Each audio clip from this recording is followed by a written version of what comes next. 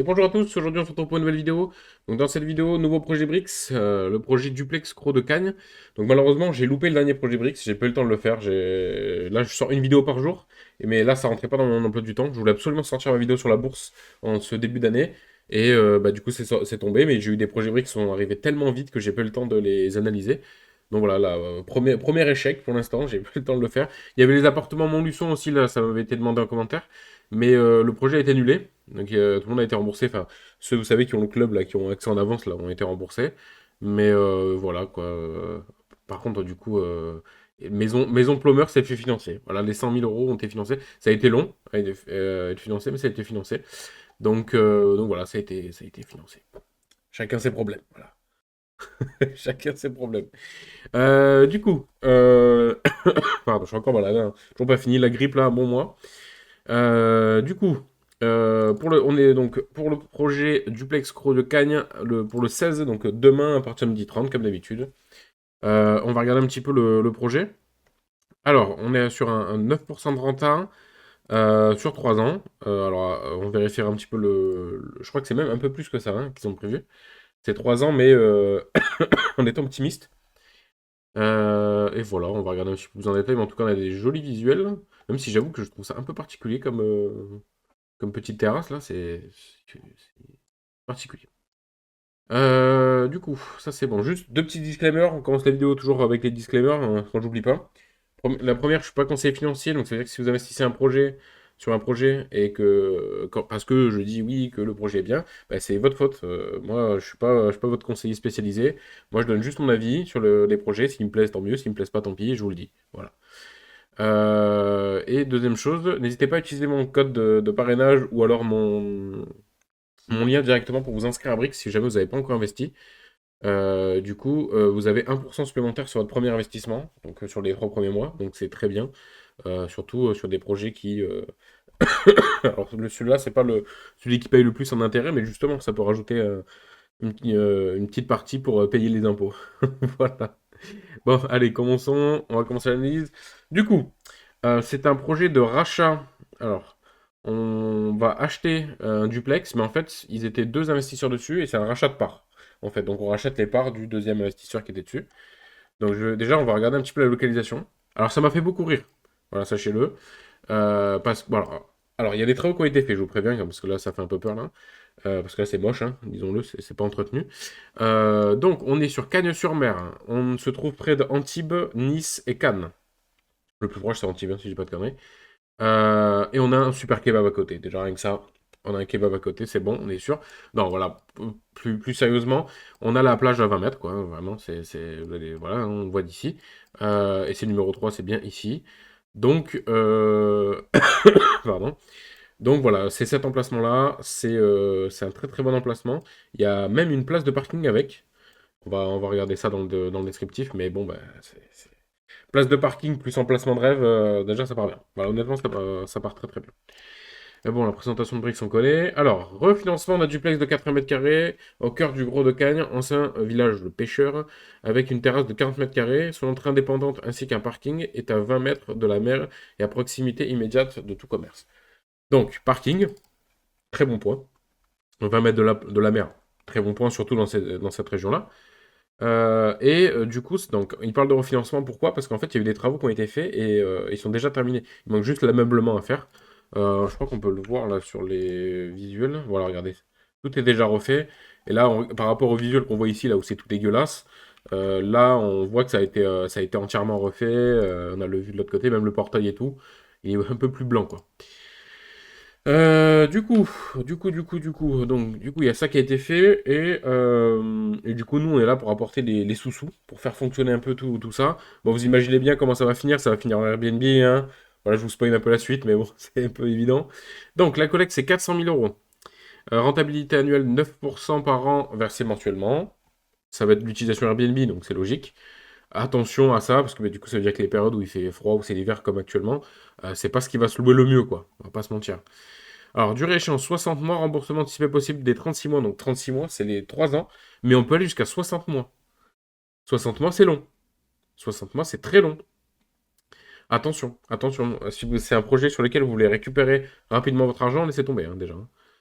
Société RS Immobilier. On s'en fout, ça. Opportunité d'investissement. Le projet vise à l'acquisition d'un duplex. Donc ça, c'est bon. Hop. Ça, ils nous l'ont déjà dit. Hop. L'objectif de ce duplex en location saisonnière pendant 24 mois afin de maximiser sa rentabilité. Avant une revente programmée.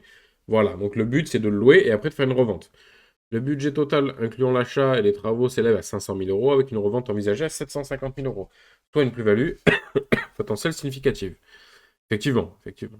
Et comme je vous l'ai dit, c'est un rachat de parts. Je sais plus où c'était marqué, je l'ai vu en plus, je sais pas pourquoi ils en ont toujours pas parlé. Vous faites des acheteurs, des acheteurs potentiels. Bon, ça en gros, nous on parle des acheteurs potentiels. Et les travaux nécessaires à la valorisation du bien sont déjà achevés. La dernière étape consiste à meubler le duplex. Voilà. Stratégie financière, revenu locatif saisonnière serviront à générer des flux réguliers de trésorerie pendant les 2 années d'exploitation. La revente finale permettra de rembourser l'investissement initial et de dégager une plus-value significative. Avec sa localisation premium, ses équipements, voilà, ils nous font les vendeurs. Le financement est projeté sur 3 ans et peut s'étendre jusqu'à 5 ans. 5 ans, c'est long. C'est très long, 5 ans. Au-delà de 36 mois, le taux d'intérêt pour les investisseurs passera à 10% par an. Donc on sait où c'est. Ouais, les plages, côté accessible, quartier bénéfice d'un réseau de transport bien développé. Bon, super, on est content. On sait que l'emplacement est bien. On sait. Porteur de projet, comme d'habitude, c'est la catastrophe. Et je l'ai lu tout à l'heure, j'ai pété un plomb, vraiment. On a 5 lignes. Il n'y a que la première qui parle du porteur de projet. RS Immobilier est une jeune entreprise entièrement dédiée à ce projet. Point. Terminé. On ne parle plus du porteur de projet dans la partie porteur de projet. Après, tous les professionnels de l'immobilier s'accordent à dire qu'il n'existe qu'une seule règle essentielle, l'emplacement, avec un emplacement sur la... On s'en fout. On s'en fout. Parlez-nous du porteur de projet. On n'en a aucune information. Là, vraiment, c'est le pire projet, enfin, en tout cas, le pire présentation du porteur de projet que j'ai vu. Le pire. On a juste RS Immobilier est une jeune entreprise entièrement dédiée à ce projet. C'est tout. Putain, c'est pas possible ça. On n'a pas d'infos sur le porteur de projet. On en a vraiment pas. On a le numéro de sirène, on a le nom du créateur, le nom de la boîte, et c'est tout. C'est tout. On sait pas s'il a déjà de l'expérience, on n'en sait rien. Ah, c'est pas possible ça. Je vais aller vérifier. Je vous jure, je vais aller vérifier. Là-dedans, vous savez, putain. Là. Contrat obligataire, non. FICI, non. D'opération, ce que regarde. Des PV décision. Allez, on va regarder quand même un peu. Procès verbal. Eh non, c'est pas ça. C'était sûr, hein. Non, non, non. Eh oui, c'est le procès verbal, je suis contre, marqué dessus. Voilà, non, non, non, on n'a pas d'infos. C'est pas possible, ça.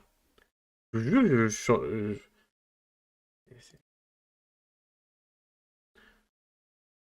super. On n'a pas d'infos. J'espère que vous êtes ravis de le savoir, on n'a pas d'infos. Bref, ça me gonfle. Honnêtement, ça me gonfle parce que le projet, enfin, l'emplacement est magnifique. Et le projet est carrément faisable, mais on n'a pas d'infos. On nous prend pour des cons, là. Bref, allez, continuons. Prévisionnel de l'opération. Donc, acquisition 399 000 euros, frais de notaire 12 000 euros, travaux 70 000, frais financiers 19 000. Travaux, du coup, sont déjà faits. Il manque que l'ameublement. Donc, je sais pas si c'est de compter dans l'enveloppe de travaux ou pas, l'ameublement. Et vu que c'est un peu du Airbnb, un peu de luxe, ça va coûter cher l'ameublement. Ça va pas être du je loue mon studio pour 2000 balles, quoi. Enfin, j'achète mon ameublement pour un studio pour 2000 euros au total. Non, non. Coût de l'opération 500 000 euros. Apport 100 000 euros. Et montant total apporté par les investisseurs de BRICS 400 000 euros. Ok, très bien. C'est du refinancement parce que, comme je l'ai dit, il y a une partie des travaux qui est déjà faite. Et l'acquisition, bah, elle doit déjà être faite. Ou alors, c'est peut-être pas encore signé. J'ai pas tout compris encore. On va regarder un petit peu en bas. Prévisionnel de revente, donc montant attendu à la vente 750 000 euros, coût de l'opération 500 000, donc on a une marge qui est complètement abusive, hein, de 50% du coût, enfin c'est énorme quoi la plus-value. Mais est-ce que c'est peut-être pas un petit peu trop gros? Après on a de la marge quoi, hein, ça c'est sûr. Hein. Euh, Alors, parce que bon, mettre 750 000 euros dans ça, même si c'est bien placé, quand même, fait chier quand même. Hein. 750 000 balles. Bah, tu peux avoir des sacrées villas hein, dans d'autres endroits. Hein. Enfin bref. Prévisionnel locatif, donc 80 000 euros, revenu locatif annuel, donc voilà, c'est ce qu'il prévoit de faire. Charge d'intérêt investisseur, 36 000 euros. Oui, mais ça en gros, c'est ce qu'il nous doit, quoi, globalement. Revenu locatif brut annuel avant frais de gestion, 44 000 euros. Donc en gros, il dégagerait 44 000 euros avant les frais de gestion. J'imagine qu'il va faire une conciergerie ou quoi. Enfin, on n'en sait rien, hein, pour le coup, on n'a pas trop d'infos. Alors, s'appuie sur les estimations clés. Le revenu, c'est 80 000 euros par an, basé sur les tarifs moyens du marché pour une capacité d'accueil de 8 personnes. Ces revenus calculés avec les variations saisonnières offrent une stabilité annuelle. La rentabilité attendue est d'environ 11% avec un revenu de 81. Voilà, on est d'accord. Une institution située à seulement 20 mètres de la mer. Ouais, bah bref, ok. 9 000 euros par mètre carré. On n'a pas d'infos là. On n'a vraiment pas d'infos. On n'a pas d'infos du tout là. C'est chiant, c'est chiant. Il manque des infos là. Là, on y va à l'aveugle là. Je crois que j'ai vraiment, il manque des infos. C'est pas possible. Voilà, regardez déjà. Par le rachat des parts du co-investisseur. Voilà. Putain, c'est pas marqué dans la plaquette ou quoi là? C'est moi qui suis con, là. Je vous jure que je trouve qu'on manque d'informations. Pourtant, le projet me plaît, mais on manque trop d'informations. Hypothèque de premier rang, donc sur l'actif financier à hauteur de 400 000 euros en principal et 20% d'accessoires. Alors, c'est bien, mais ça ne couvre pas les intérêts. Et on ne pense pas à la décote au cas où ça foire ou quoi. Mais dans l'idée, je pense c'est bien. C'est bien, c'est bien. L'hypothèque de premier rang à hauteur de 400 000 euros, c'est bien. Caution personnelle et solidaire. Ben ça, les gars, est-ce que j'ai besoin de vous refaire la morale là-dessus? Ça ne vaut rien, on n'a aucune information sur le porteur de projet, donc c'est comme si moi je m'engage à rembourser. Voilà. Vous savez pas ma situation financière, mais je m'y engage, y a pas de problème. Interdiction de remboursement et de rémunération des comptes courants associés. Allez. Bon, tant mieux, c'est le minimum quand même, hein. S'il n'y avait pas, ça serait inquiétant. En gros, ils disent qu'avant de se payer, ben, ils doivent rembourser les créanciers. En gros, c'est ça que ça veut dire. Engagement dans la distribution, c'est un engage que les investisseurs soient remboursés en priorité. Bon, bref, voilà, c'est à peu près la même chose, hein. Hop, lors du remboursement pour l'un des fonds propres immobilisés, cet engagement de priorité inclut toutes les distributions de trésorerie, y compris, même sans s'y limiter, le remboursement de la dette et les paiements de dividendes. Ok, voilà, en gros, c'est à peu près la même chose. Voilà, on va pas rentrer dans les détails chiants, mais dans l'idée, on est à peu près couvert. Ils sont obligés de nous payer, nous, avant de se payer eux. Ok, encore eux, logique, quoi. Force de l'actif, donc emplacement privilégié. Voilà, bon, on va pas rentrer dans les détails. Oui, l'emplacement est très très bon. C'est vraiment le point fort de ce projet-là. Structure financière solide. Alors, oui, le Airbnb doit très bien fonctionner. Après, est-ce qu'on est prêt à s'engager sur 3 ans sur du Airbnb en sachant qu'actuellement il y a déjà des lois qui sont en train d'essayer d'être passées. Alors, elles ne sont pas encore passées, heureusement. Mais pour commencer à taxer l'Airbnb, il y a de plus en plus de villes qui sont un peu contre ça parce qu'il y a beaucoup de gens qui transforment leur habitation en Airbnb. Voilà, c'est un risque à prendre. C'est un risque à prendre parce qu'après, s'il n'y a pas l'Airbnb, on fait comment? On vend plutôt. Voilà, compliqué, compliqué. Garantie robuste. Alors, l'hypothèque de premier rang, oui. La caution personnelle, non. Parce qu'on n'a aucune information. Donc moi, ça vaut rien. Et ça j'aime pas du tout qu'ils nous mettent ça, alors qu'ils savent très bien qu'ils nous donnent pas d'infos, donc on n'en sait rien. La seule info qu'on a, vous allez voir, c'est ça. Scoring du porteur de projet. Voilà, c'est ça la seule info qu'on a. Alors, faiblesse, engagement financier, la structure financière repose sur les estimations de revenus et de valorisation susceptible. Ok, bon, en gros, ça c'est logique. En fait, on finance un projet sur lequel on veut avoir des rendements sur du Airbnb, donc on est sûr de rien, hein. Il peut y avoir des fluctuations, il peut y avoir un accident ou quoi, et du coup, ben, on n'a plus de revenus. Garantie de remboursement. L'hypothèque et la caution personnelle de l'entrepreneur sont cruciales pour la sécurité, ce qui peut signaler un risque accru de dépendance à ses sécurités en cas de problème de remboursement. Là, j'ai pas compris. Là. C'est peut-être moi qui suis con, mais non, entrepreneurs sont cruciales pour la sécurité, ce qui peut signaler un risque accru de dépendance à ses sécurités en cas de problème de remboursement. Ah bah oui, oui, oui, s'ils remboursent pas, Brix, oui, il faut utiliser les garanties, oui. Là, ouais, non. Peut-être c'est moi qui suis con, n'hésitez pas à m'expliquer en commentaire, peut-être que j'ai moi qui n'ai pas compris, mais... Opportunité de l'actif, donc proximité de la mer, ça c'est très bien. Accès facilité, transport en commun, autoroute à 8 à proximité, bref. Dynamisme du quartier, bon bah oui, effectivement, j'imagine que l'été, il doit y avoir du monde. Menace de l'actif, fluctuation de marché immobilier. Ça va être les trois comme d'hab. Fluctuation de marché immobilier, modification réglementaire, c'est ce que je parlais sur le Airbnb, et changement économique, peut-être qu'on se tape un Covid, donc il n'y a plus de touristes, donc bah, le Airbnb force quoi. Voilà. Les menaces, c'est toujours les mêmes, hein. Ça change pas. Scoring de l'actif, comme d'hab, on sait pas sur quoi c'est basé. Qualité énergétique, c'est le pire point. Voilà, c'est tout ce que je peux vous dire. Scoring du porteur de projet. Maturité des obligations. Super. On n'en sait pas plus, quoi, hein. Vraiment, je ne peux pas aller plus loin dans l'analyse si j'ai pas plus d'infos, hein. Là, pour le coup, comme d'hab, manque d'informations. Qu'est-ce que vous voulez que je vous dise? Voilà. La note brique, c'est B+. Voilà. Bah, je vais... En vrai, il faudrait que je regarde. Est-ce qu'ils ont pas partagé leur green scoring quelque part où on peut savoir sur quoi ils se basent, en fait? Vu qu'on n'a pas d'infos, nous, on juste on regarde ça et on se dit, bon, bah, ok, pourquoi pas. Et en fait, j'espère qu'ils ont vraiment une vraie grille quelque part, hein. Enfin, bref.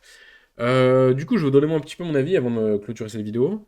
J'aime beaucoup le projet, honnêtement, parce que c'est largement viable et faisable. Et puis même si, comme je l'ai dit, si jamais on s'embarque sur du Airbnb, que la réglementation change, tant pis, le projet peut s'écourter, on peut avoir une revente qui est faite, quitte à revendre un petit peu moins cher que ce qui était prévu, parce que de toute façon la marge est énorme. Et du coup, tant pis, on se fera rembourser, comment dire, euh, on se fera rembourser le projet plus tôt, on n'en profitera pas autant des 2 années à 9%, enfin des 3 années à 9%, jusqu'à la revente, tant pis, mais l'actif est beau, l'actif est vraiment beau, enfin, l'emplacement est magnifique en fait, rien que ça, l'emplacement ça fait tout, hein. Vraiment là ça fera tout. Il va trouver de la location, c'est sûr, il va en trouver. Et même à la revente, je pense qu'il va arriver. Après, je ne m'y connais pas assez dans les prix du secteur.